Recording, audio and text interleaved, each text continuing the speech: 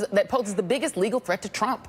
Paul Butler is back with me, and joining me now, Court TV anchor Seema Iyer. Fight, fight, fight. Here we go. Okay, no, you guys are fight. You guys are going to get along. I'm just kidding. We want you guys to get along. All right, that's our whole point. So let's go. We love each other. Yeah, I know you guys do. That's how we like having you guys on together, honestly. So let's talk about this, because Chris Christie says that the SDNY is where the money is. It's where the rubber's going to meet the road. Paul Butler, I feel that you agree with that. I do. So again, the Southern District is the prosecutor that's looking at Trump's financial affairs. That was always the line that you don't cross for Donald Trump. And so Alan Weisselberg, I do want to lower expectations about his testimony in Congress. So he knows more about Donald Trump's financial affairs than Donald Trump, which means he's same kind of criminal exposure that Donald Trump has. So he's Team Trump. He's not cooperating. He's part of that don't be a snitch movement with Roger Stone. He's not telling on Trump. He does have immunity from the Southern District, a limited immunity about those hush money payments. But other than that, he's going down with Trump.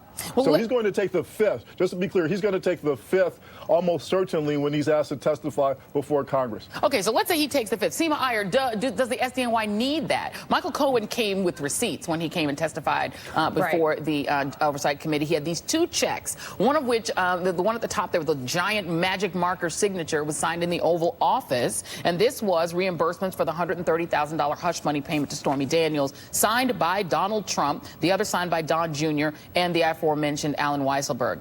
Can the Southern District of New York just indict Donald Trump on the campaign finance violations, putting aside everything else that we know they're investigating?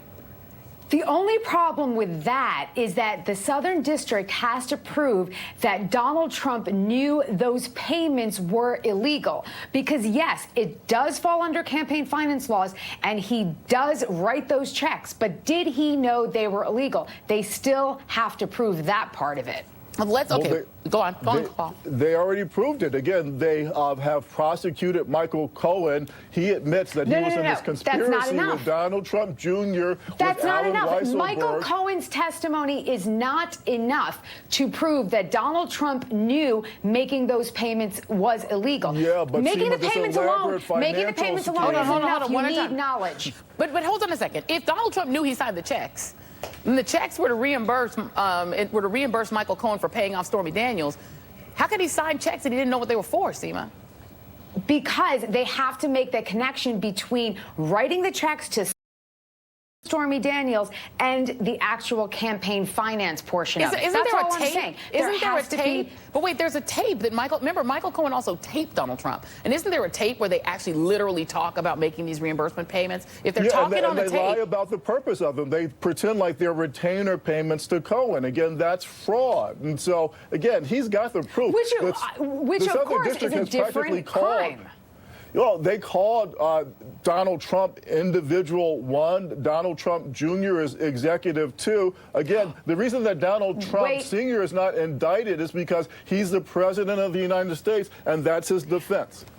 Listen, Paul Butler, I know you're all up in arms about executive number 2, but right after Michael Cohen testified, there were reports, I believe in the Washington Post, where someone is saying that executive 2 is actually a person known as Jeff McConney and not Donald Trump Jr.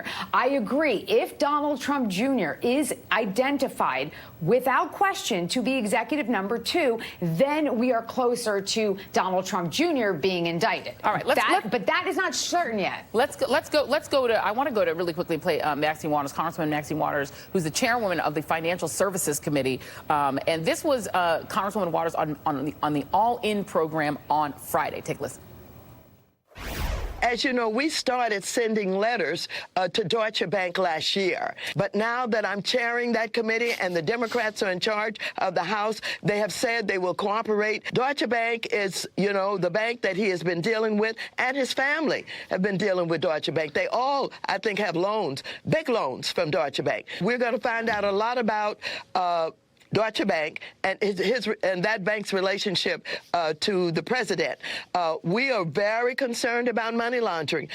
Money laundering and tax evasion as the potential next round in what started In Russiagate, we all know, Paul Butler, that Al Capone was not taken, he didn't go to prison for the various mob crimes. He was convicted on 23 counts of income tax evasion. Sometimes prosecutors get people the way they get them. Is Donald Trump at risk, probably more risk, I guess, for potential money laundering, tax evasion, financial crimes than he is at this point on Russian collusion?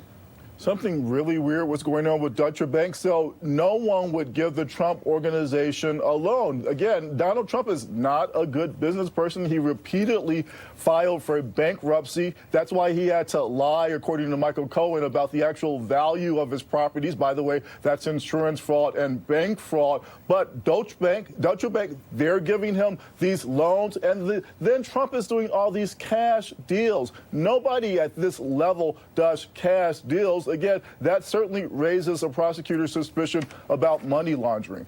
And so Seema Iyer, insurance fraud, bank fraud, money laundering, tax evasion. Is Donald Trump at risk of being prosecuted for those things even while he is a sitting president? 150% yes. And I brought today even more support for my argument that the Justice Department regulations that govern Mueller's appointment, they say that Mueller is allowed to deviate from policy in quote unquote extraordinary circumstances. Are we at extraordinary circumstances? Hello, I think we are here. So the Southern District has its own venue to prosecute him for all these insurance fraud crimes, bank fraud, financial crimes. And this also occurred between 2011 and 2013, way before he was candidate Trump. So he should not be immune from prosecution on that side, but nor should he be in terms of Mueller and his investigation either.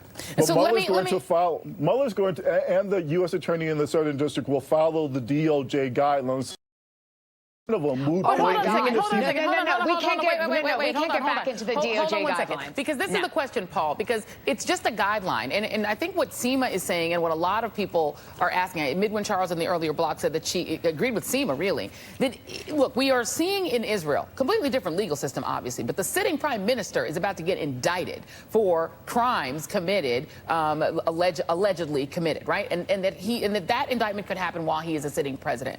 This sitting president is now in a position that we saw, in a sense, Bill Clinton in, right? The Bill Clinton, the quest to get Bill Clinton started with Whitewater. It started with a land deal that occurred way before he was president of the United States. And the Congress of the United States investigated that all the way until they then led themselves to the Monica Lewinsky affair. In this case, Donald Trump, by becoming president, has exposed his entire business life, the whole past, even before he was president, right up until he was in the Oval Office. Why would he be immune from prosecution if he committed actual crimes, financial crimes, insurance fraud, etc.? Doesn't that just make him a super citizen who could have committed any crime he wanted as long as he remains president? So two things real quick. The DOJ position is based on its analysis of the Constitution, its unitary authority. Basically, the idea is the president is the boss of all the prosecutors. So he essentially would be prosecuting himself. They think that's constitutionally untenable. But prosecution is the key word. So a sitting president can't be prosecuted. He may be able to be indicted, which means there could be a sealed indictment waiting right now for the day that Trump leaves office. I'm going to give Seema the last word. Oh, man, I just want to point out one more thing. Kenneth Starr, even though in 1973 DOJ came out with these guidelines, which were affirmed in 2000, Kenneth Starr did not agree with that. And actually, the New York Times 2017, they published a memo, this secret memo, where lawyers for Kenneth Starr said, yes, you can indict. And let's just remember that the vice president of the United States, Spiro Agnew, was indicted. I'm just saying. That's right. The debate continues. Paul Butler, Seema Iyer, we love this debate. Thank you guys. Appreciate it. And coming up.